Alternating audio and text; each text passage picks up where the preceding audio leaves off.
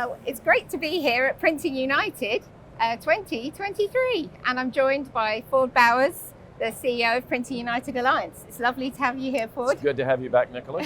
Thank you. It's been a year, but it's been a great year. And I can't believe how quickly 12 months flies. I know, it seems long in the process, but once you get here, it does seem like it flew by. Yeah, and to see sort of friends old and new, it's always brilliant, and it is the event to make sure you can do that. Yeah, so that is. It's great. Yeah.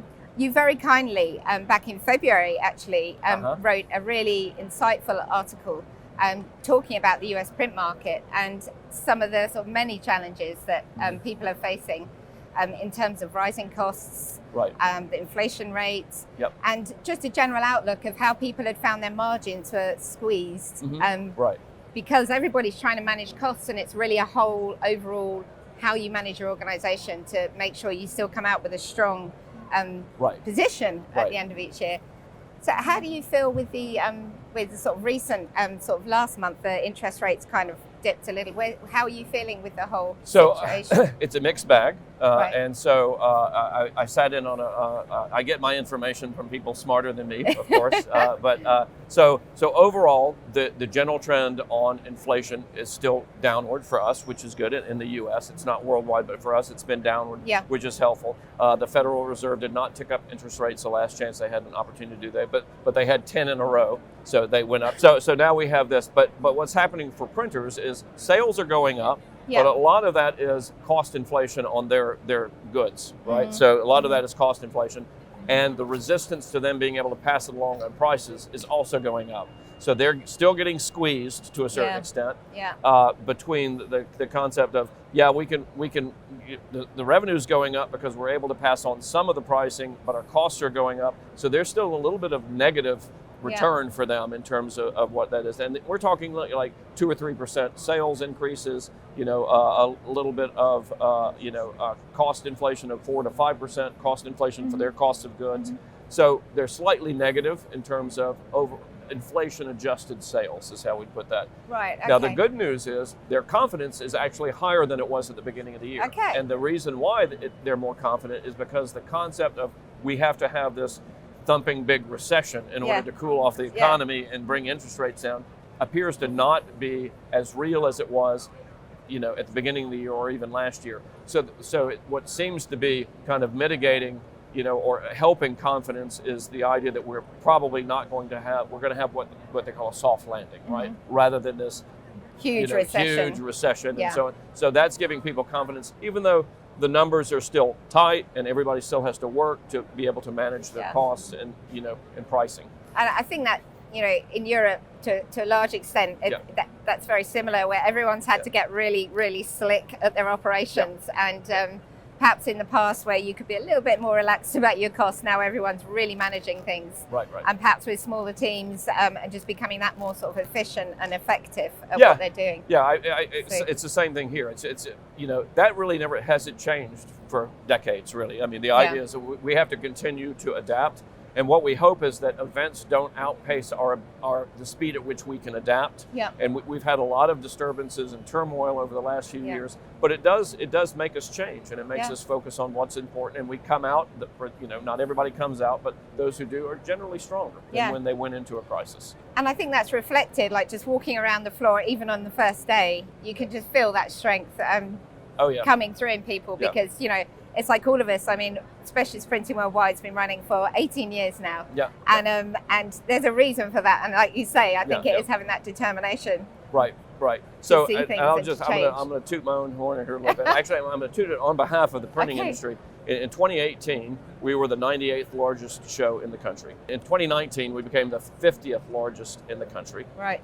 And last year, we were the 32nd largest trade show in the country. Goodness me. So those are pretty massive. Not just in printing, just in everything. All trade shows. Wow. Of the thousands of trade shows, last year we were the 32nd largest trade show.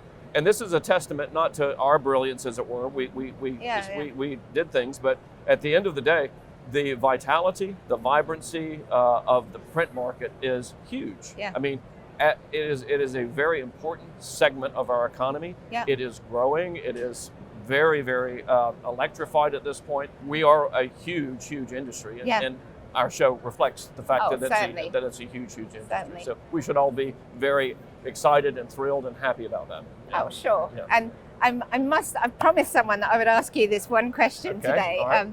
So I was in Switzerland 2 weeks ago, and I have a customer there who has a booth here at Printer United. Yep. And the guy is the CEO of SignTronic. Yep, I know them well. Yeah, they work especially in industrial screen printing. I bought from them once upon a time, as a matter of fact.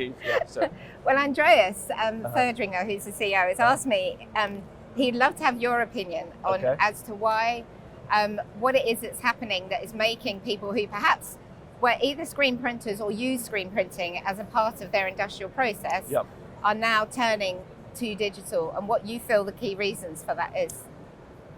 That's a great question. Okay, I'm not an authority on this. That's a great question. Andreas, I thank you for the question. I'm not an authority on this, but I'm going to proffer three things. Okay, so I think because it doesn't happen, there's not one thing that's doing it. I think there are three. First of all, I think we should acknowledge that despite the fact that I think printers are nimble and vibrant and they move and they will not change how they print something unless there is an economic reason to do so. So there are economics at play that make it easier, quicker, faster, better, cheaper for them to produce digitally than screen. Right. So the company that I was at was 100% analog. By the time I left, they were 95% digital. Now this is wide format graphics.